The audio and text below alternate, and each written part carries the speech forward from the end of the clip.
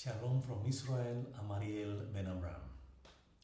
This week we read Parshat Vayeishev, meaning something like, and he settled, referring to Jacob and his family, in the land of Canaan. Jacob settled in the land of his father's sojournings, in the land of Canaan. These are the chronicles, some translation to the generations of Jacob, Joseph. Now, our sages say, if in previous cases the Torah narrates the generations of the patriarchs, Abraham, Isaac, with the names of the descendants, why in this case the Torah says these are the generations of Jacob? Joseph was 17 years old. It's like there's no period, there's no separation, it's like it's a continuous reading. These are the generations of Jacob, Joseph at the age of 17 years. So the assumption, semantically speaking, is that the generations of Jacob was Joseph.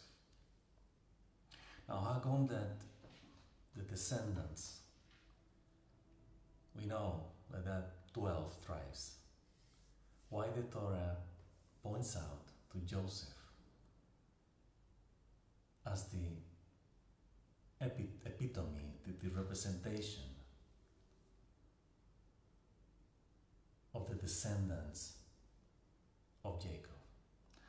In our blog, God's Love, we refer to this issue, or we're going to elaborate more here. We will later see in the Torah that the birthright that initially was from the tribe of Reuben was transferred by Jacob to Joseph. So in that context, bearing this in mind, we understand why Joseph here is mentioned. It's related to the birthright. So we know that the firstborn was Reuben. But in this case, the birthright, we have to do with the firstborn, yes. But we have to define the birthright, as we mentioned it in the blog, as the extension. So when we have a firstborn, or we are the bearers, the inheritors of the birthright, that means that we are the extension of the one who gave us the right to be, to continue that extension. This is the way we must understand the birthright. Now, in those times, there were some foretelling, so to speak, changes. We will understand all this portion in that context, because everything that happens in this portion and the three remaining ones of the book of Genesis had to do with the future of Israel. So Jacob had 12 sons, and three particular sons represent three particular qualities. Levi, the priesthood; Yehuda or Judah, royalty, regency; and Joseph, the birthright. Under these three main qualities, all the tribes are going to be united. Now, all the problems that we will see in this, the narration of these final portions of the Torah, of the book of Genesis,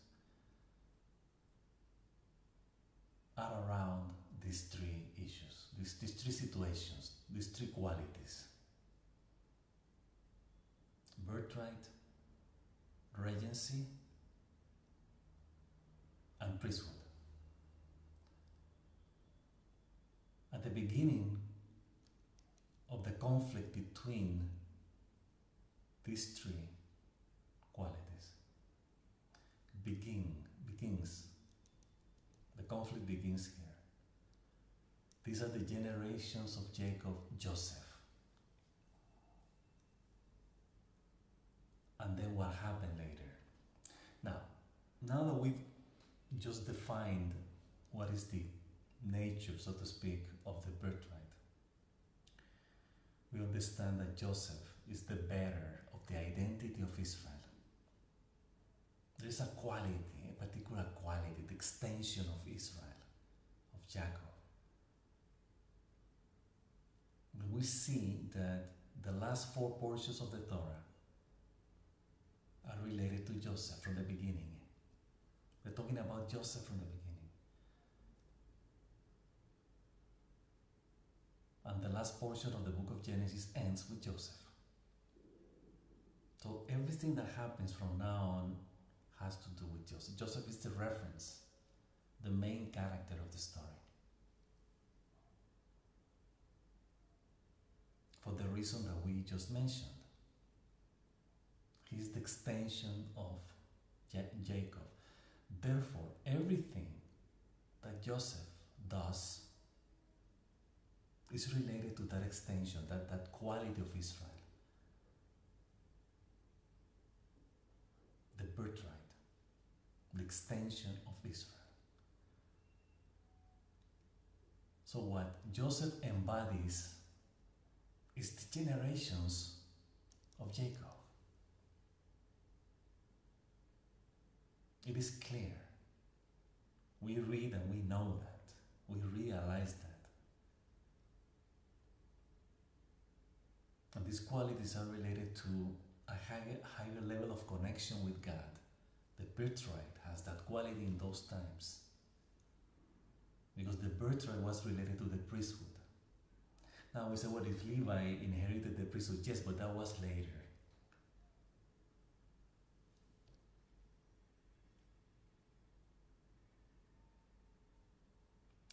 After the sin, the transgression of the golden calf, as we will see, the firstborn, which was dedicated originally to the priesthood, the right of the firstborn was transferred to the tribe of Levi. Now, our sages explain that the conflict that Joseph had with his brothers were related. This conflict was related to what was going to happen in the future. Now, the question is, how these people would know what would happen in the future when they knew?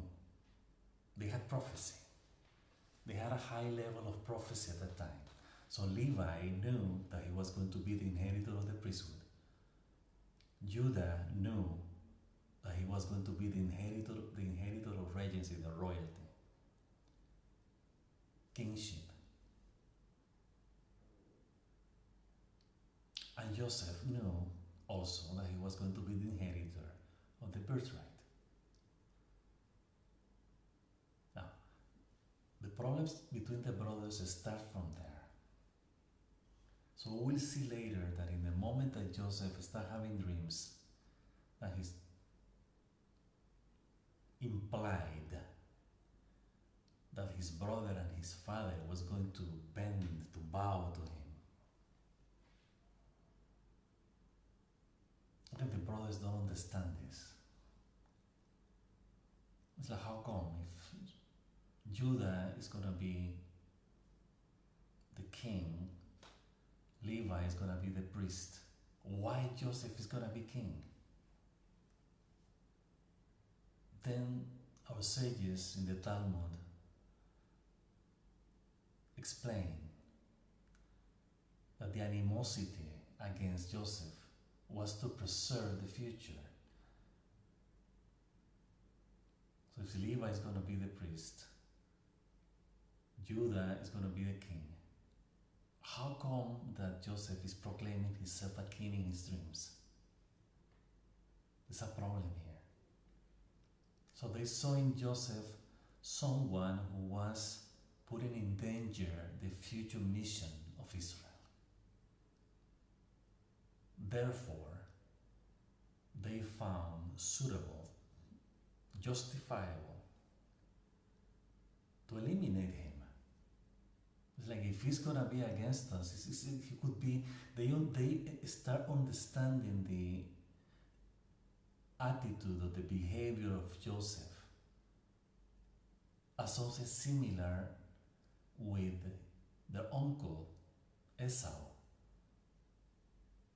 and their father Jacob. It's like there's someone in the family probably that's gonna be with like Esau. Maybe that one is Joseph, they thought.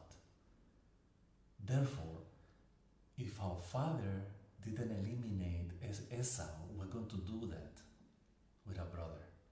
We don't want to let this to happen. That's how the oral tradition and the Talmud explains the conflict between Joseph and his brothers. So in other words, this capacity of knowing the future, this prophecy, they have the power of prophecy, but they didn't have the power to put in context the prophecy. That they didn't do. Basically, they acted out of jealousy and fear. So, where is Jacob in this situation? It's okay. If the father knows that his children have problems among them, particularly the majority of them against Joseph, he's supposed to do something about that.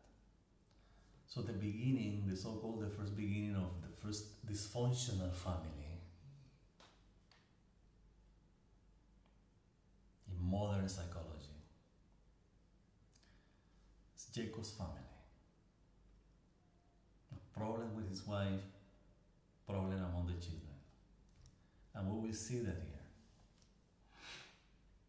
Joseph, at the age of 17 years, was a shepherd with his brothers by the flock.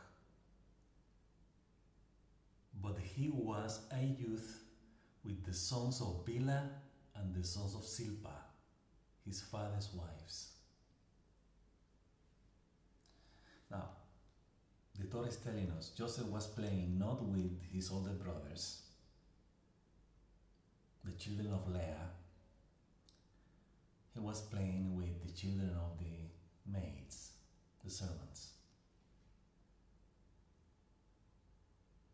So our sages say, why? Did they get along better with them because this is oral tradition? The children of Leah, the older brothers, so to speak, discriminated them against. In other words, they were the children of the servants, therefore, we're not going to see them, they didn't see them as equal. So Joseph sided with the disadvantaged brothers, with the discriminated brothers. This is oral tradition to explain this, but we see that there is no union among the children of Jacob. Some of them are playing in one side, and the others were playing on the other side. Now, how we understand this in our consciousness, this is what we're trying to contribute here with these commentaries and the blog. we have different levels. The 12 tribes of Israel represent 12 different creative potentials in our consciousness. Positive creative potentials in our consciousness. The goodness that we are and the goodness that we are destined to achieve, to manifest. Now, these tendencies need, these creative potentials need direction. They can be directed in the wrong way, we have problems. So the idea is to unify harmonically these aspects, these dimensions, these creative potentials in our consciousness in order to fulfill a task, a plan, which is the Torah, God's will, God's plan. That's the whole point. So we see here that in the oneness that Israel is, we see diversity and we see variations of the same theme, so to speak. Diversity and variation. That doesn't mean that the fact that they are diverse and different, that doesn't imply that they have to be separated. This is the lesson here. The lesson of this story of Joseph and his brothers is about unity. It's about unification for a purpose. So all the things that are going to happen from now on in the story are related to that. Everything is going to be for the sake of the unity,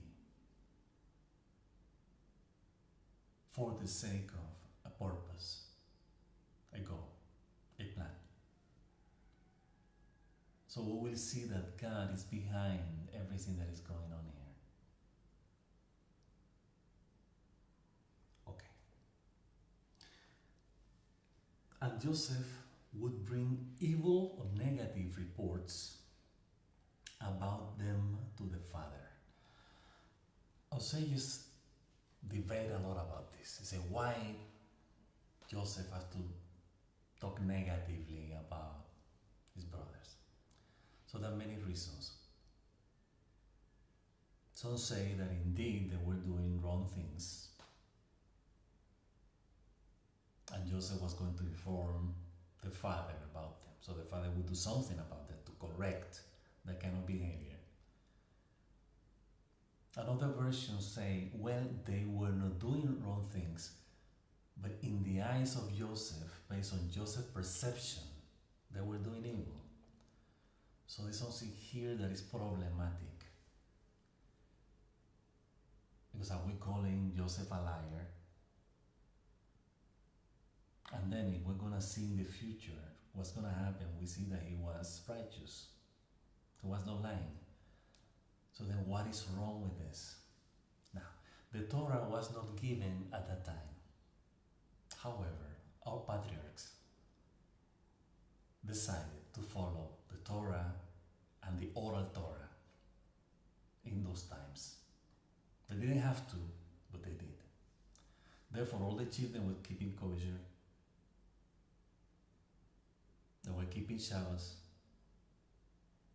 And they were fulfilling every commandment in the Torah. In the oral Torah and the written Torah, both. So they were basically studying Gemara every day. Now this is seen odd or paradoxical. If the Torah hasn't been giving it, how come that these people are studying Torah? Well, this is a belief that we have in Judaism.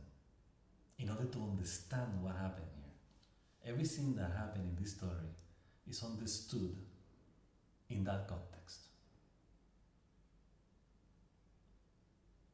So we have to understand why Joseph was given negatively based on what he was seeing, that he was reporting as negative. then these things are rabbinical laws, Torah laws. But again, there's an ambiguity here. Either it was seeing, misperception kind of thing from Joseph, or indeed these people were not righteous. So then we have to make our own conclusions here. Right? If they're going to kill him, if they're going to sell him, if as they did, were they doing the right thing? So we have to be careful about this. But this is not about judging either Joseph or his brothers about what was happening at that time. Like, we're not going to join the game. It's like, oh, you were doing this wrong and it was right, and you're supposed to do this and you're supposed to do that. Be careful. The idea is to understand that everything that is fractured and divided in our consciousness has to be unified, regardless the circumstances.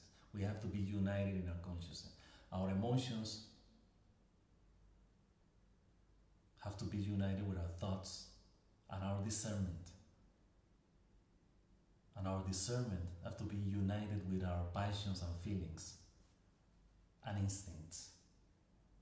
Together. United. For the common purpose of goodness. That's the point. So when we see all these goings and back and forth and that kind of thing, we have to pay attention. It's like, this is how we act. We do that. We have a fractured consciousness. We haven't been able to unify it. Then we act accordingly. So when we are passionate, we act passionate. When we are greedy, we're greedy. When we're loving, we're loving. It's like, what a mess. But that's the way it is. Now the idea is not say it's the way it is just because it's the way it is. No, it's to correct. How we correct integrating, encompassing, unifying for the purpose of harmony. It's very, very important. Now, it's interesting because later we will see, before they took his brother to sell him, to kill him, or to sell him, what happened later. Jacob sent Joseph to report, to find out and report to him. So in other words, Joseph was not doing this on his own volition. His father was saying, watch out on these guys. The Torah is telling us this. So this is not a whimsy, desire of Joseph, to pick on the brothers to see what they're doing, the older brothers. And to tell negative things to his father. It was not that way. His father was saying you should watch over them. As we will see later.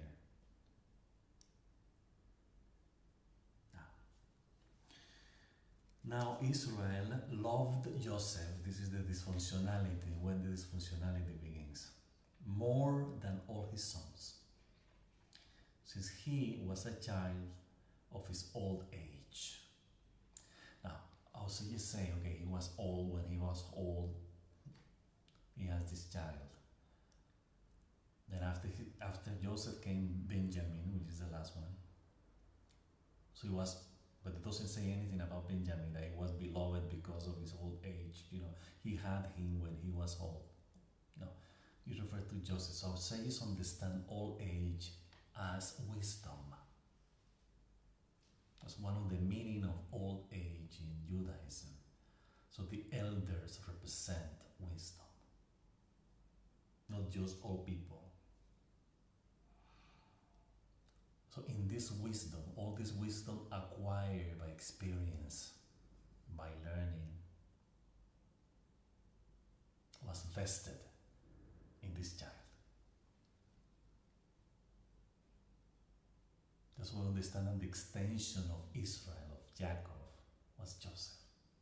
So all this wisdom was passed to him, to to Joseph. A child of his old age, a son, the result of. Also in Judaism, our children are either our students, not only our carnal offspring, and also our good deeds, the big ones, the memorable ones. Those are our children. So for example, somebody has the mission, so to speak, the task, the duty of teaching. The action of teaching is a child, is a son. Or, for example, the person is a physician. His profession is his son. It's something that came out of him, that is influencing and benefiting others. It's quite interesting. So, more than all his sons, since he was a child of his old age, and he made him a fine woolen tunic. It was a colorful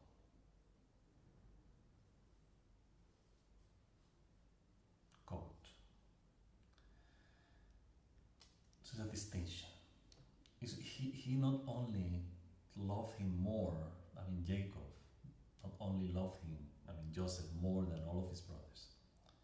He gave him a tunic. It's like a royalty. It's like, something like a garment that distinguished him from the rest. So then the problem started. The problems. His brothers saw that it was he whom their father loved most of all his brothers. So they hated him. And they could not speak to him in peace. It's like the moment that Joseph came, they lost the peace immediately. It's not funny, but it's part of human nature. So sometimes we have to laugh about human nature, what we hate, what we envy, and that kind of thing. It's a laughable matter at the end.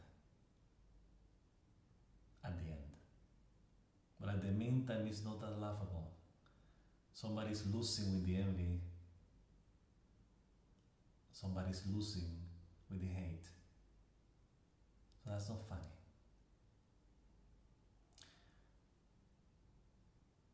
So, coming back to what Joseph represents in our consciousness, is the sense of what Jacob Israel represents is. It's goodness. This boy is as good as his father. He was meant to be the firstborn. Let's never forget that the intended first wife of Jacob was Rachel, the mother of Joseph, not Leah. So Jacob knew this. So he saw in Joseph his firstborn.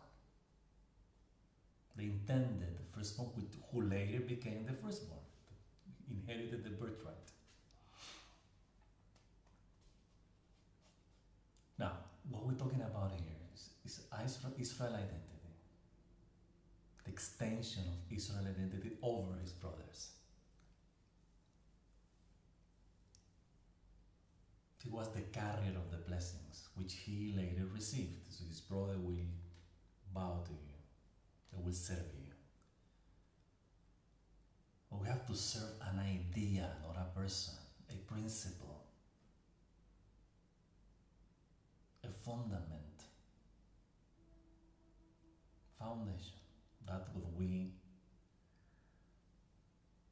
bow to, the legacy. What is the legacy of Israel? That's what we bow to, or what we honor, and what we serve. But we have to understand this in our consciousness. Now, at those times, probably they didn't see it that way. They were seeing a brother who was receiving more benefit from their father than the rest of them. So they didn't saw it that way. It's like, oh, Joseph is our highest, the legacy, the main purpose, the paradigm of Israel. They didn't see it that way. It's evident. If they could have seen it that way, they would have accepted him, learn from him, and be guided by him, as they later ended up being. But they didn't. They avoided destiny from the beginning out of jealousy and hatred and envy. But later they would finally accept it. They had no choice. Besides, this is God's will, by the way. This is not an accidental set of events. Be careful. That's the way it was meant to be. Okay. So then come Joseph's dreams. On top of this situation, Joseph came to his brother, by the way, guys, I had this dream. What do you think about this? And in the dream, you bow to me. And in the second dream, my father and my mother, also would do that. So then the brother said, this is completely unacceptable. This guy is, obstructing our future. He's putting our future in danger. We have to get rid of it. And that's what happened. So, let's read the paragraph when Jacob sent Joseph to supervise, to watch over his brothers. So now his brothers went to pasture the father's flock in Shechem. And Israel said to Joseph, not Jacob, Israel, your brothers are pasturing in Shechem, are they not? Come, I will send you to them. He said to him, here I am, Joseph. And he said to him, Israel, to Joseph, go now, look into the welfare of your brothers and the welfare of the flock, and bring me back word, report me, inform me. She's like, we see that Israel is telling Joseph to watch over his brothers and report back to him, to his father. So he sent him from the depth of Hebron, and he arrived in Shechem. Then the story, probably you know already, they plot to kill him, they couldn't kill him, or nothing happened. Then they decided to, Judah came and said, we're not going to sell him, kill him, we're going to sell him. And that's what happened. Joseph is sold. This is interesting because we underlined a verse here, because Reuben was the firstborn, so everybody's supposed to listen what the firstborn was about to say about what was going on. But then the firstborn was not there, basically. So the rest of the brothers were taking justice, unquote. Not justice, the decision in their hands. So when Reuben, the firstborn, came, returning to his brothers, he said, the boy is gone, and where can I go? It's very interesting. It's very deep. Like he lost his identity. he lost his reference. He lost his purpose. Now that the purpose, the extension, the legacy is gone, what's going to happen? Where can I go? So they plot to deceive their father. They told their father that it was the wild beast who killed Joseph, and that was the end of the story. I mean, that for that moment, for that time. Then after that, the Torah narrates the episode of Judah and Tamar. We're not gonna get into this time. We will comment. If you want to check this out in the blog, our blog, God's Love, there are three commentaries on every portion of the Torah. So this Parashat Vayeishev, we have three commentaries. In each commentary, we relate to a particular issue, a particular subject, aspect of the portion. So if you read them in the blog, you look Parashat Vayeishev in the search space, you write down Parashat Vayeishev and you will see the list of the three commentaries. And in one of those commentaries will refer to Tamar and Judah story. What Judah and Tamar represent in our consciousness and how is it related to the Messianic consciousness. Because the Jewish royal line, as we said before, comes from Judah. So the King Messiah, the Jewish Messiah, comes from Judah and Tamar. So we mentioned about that. So the portion makes like a kind of break between the story of Joseph, then they go to the story of Tamar and Judah, then go back again to Joseph. When he's sold in Egypt, to an Egyptian government official.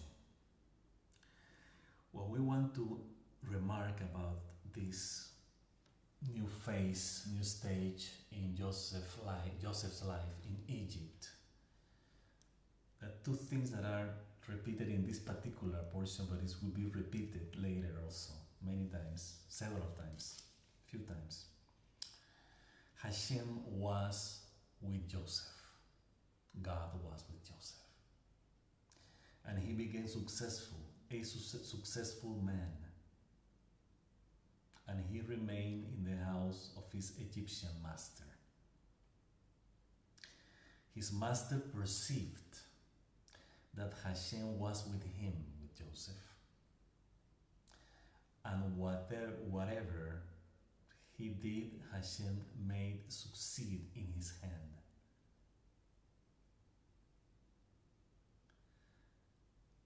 So this is very, very, very important. God was with Joseph. Now, this is a dynamic process. When God is with us, we are with God. It's not just a one-way street. So sages explain this. It's like why God was with Joseph. Because Joseph was with God. Meaning that he was being righteous. He was keeping the Torah, keeping kosher, keeping Shabbos, keeping his connection, a mitzvah with God. So God was with him. And Joseph succeeded in everything he did. So this is to us. This is a lesson to us. As long as we are connected, meaning the connection, the mitzvahs, the commandments, those are the connection with God. God is with us and we succeed. Within the context of our connection with God. So it's like, let's not think, I'm keeping Torah and mitzvah, therefore, God is with me, I'm going to succeed in everything I do. Everything I do in relation with the Torah, not in relation with egos, fantasies, and illusions or anything like that. Be careful. There's no mix here. The only mix is within the unity of Torah and commandments. Our identity, doing what is right for the sake of righteousness. So that's God is with us. Okay, so then we read the wife, Joseph's master's wife, slandering against Joseph. The issue of the seduction, the failed seduction, and the consequence of Joseph rejecting to transgress the commandment of not to cover or desire your neighbor's wife, in this case, his master. So basically, after the episode, we know that he was sent to jail, and again, while we were reading, the prison warden did not scrutinize anything that he was in charge, inasmuch as Hashem was with him. Even the officer of the prison realized that God was with him.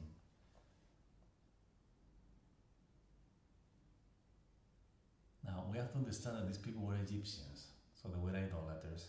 They understand there was one God, but it was something really far from them. Really. Their immediate gods were their idols. So they knew that there was one God, but he's far away, he doesn't even look at us. Not in Judaism. So they knew that a superior force, meaning God, was with Joseph. But that's it. It was nothing directly related to them whatsoever. It was this God with Joseph.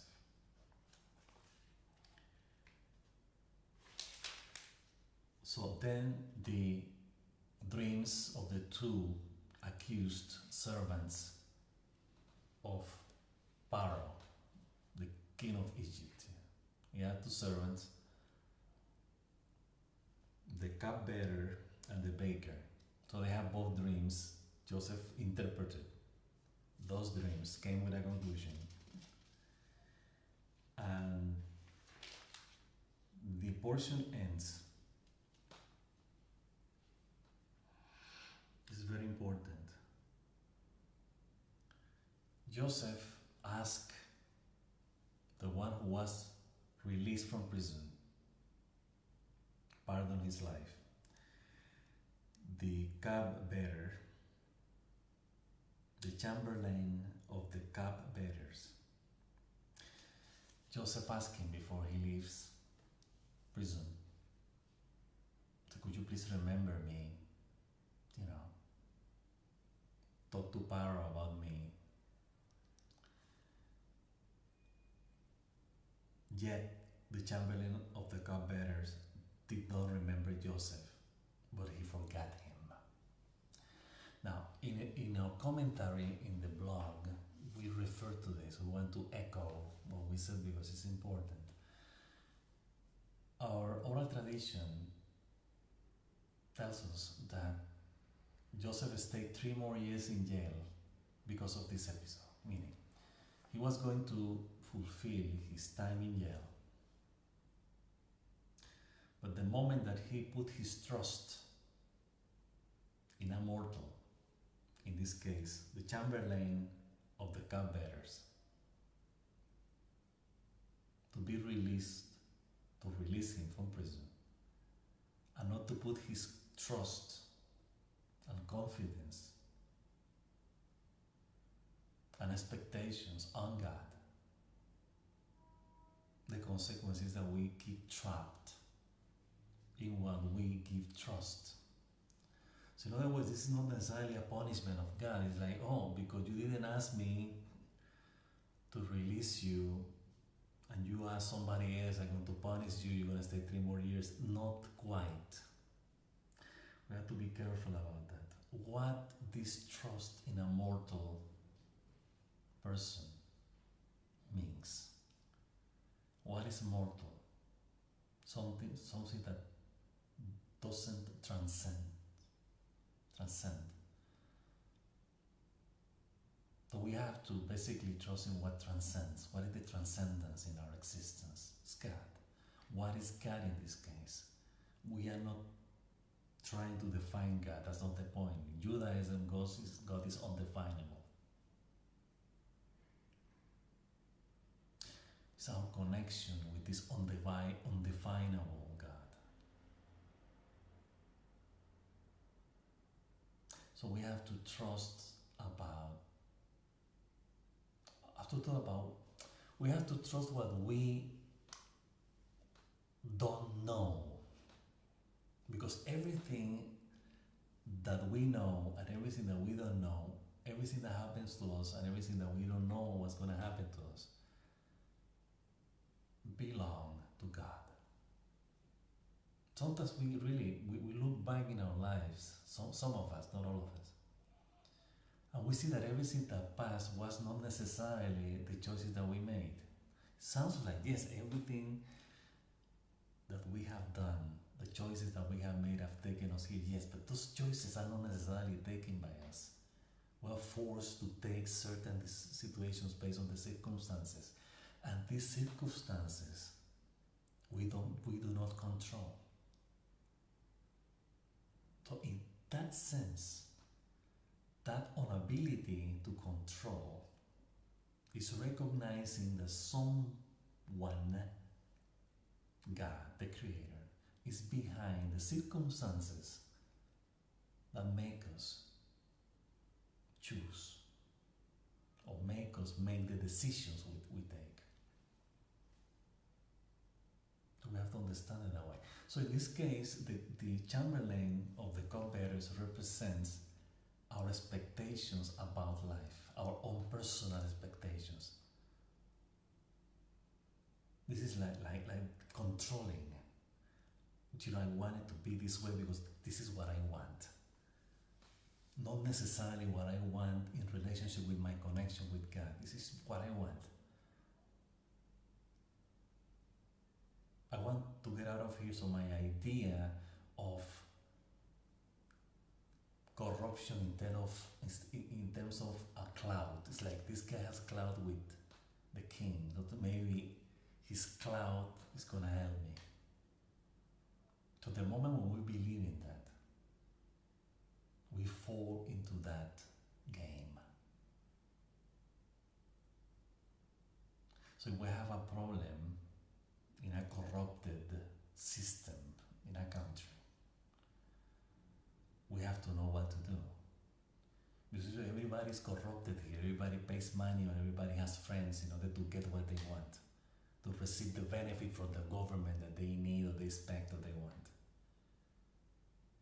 We have to be careful with that. Because the moment that we participate on that, we are acknowledging that corruption and connections and friends are the way we can get what we want. Not through justice, righteousness, as God wants us to be. Yes, this means that in a corrupted situation, I have to keep myself not corrupted. Meaning that you have to wait 3 or 4 more years to receive this service, or not receiving the service at all, because I don't have a clout in that government office. I don't have friends. I don't have connections.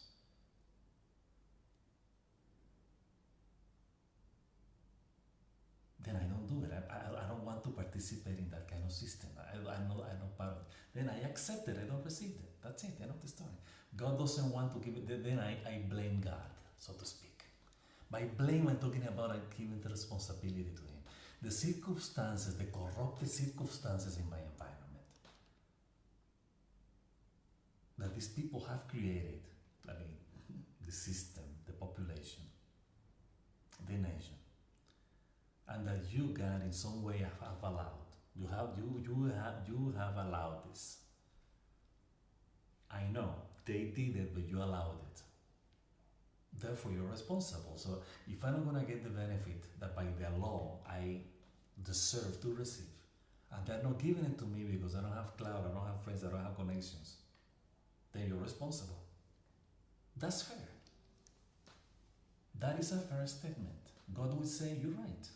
You be right, be rightful. I will provide you regardless of how corrupted the system would be. That's no problem. That's the way we have to understand our relationship with God. Not to say, hey, I need cloud here because God isn't going to help me. The moment I assume that, exactly what Joseph did here, then he became part of the game, part of the system, part of the corruption. And the consequence of that is staying in that corruption, in that level. Or that's why when you choose, it has consequences. So you want cloud, wait for the cloud to come. And the cloud eventually came. The guy remembered, the chamberlain of the cupbearers remembered when Pharaoh had the dream. Oh, I remember this guy. 3 years later. So the lesson here from the Talmud is, if we have trusted, Joseph have trusted God instead of the cupbearer, probably would have been relieved earlier. But no, he put the trust in a corrupted system. Then you have to wait until the corrupted system provides. 3 years? Okay, 3 years. That's the story here. That's why we have to make the point. So when we see corruption around us that is bigger than us, don't be tempted in falling into the system. Oh, if I don't fall, I'm not going to get what I need. Then you have to trust God. Do what you need to do. Rightfully, righteously. And wait.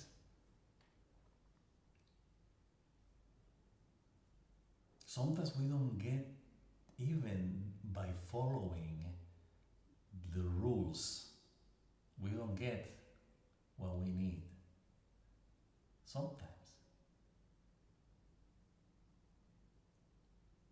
But then, at least we have our consciousness clear. It's like, I follow the law. I did what the law required. It didn't benefit me, but I did the right thing. So we have a clear, clean consciousness. That I never participated in corruption in this place. I never used anybody to get things that I needed. I just follow the rules. Out of righteousness, goodness, truth.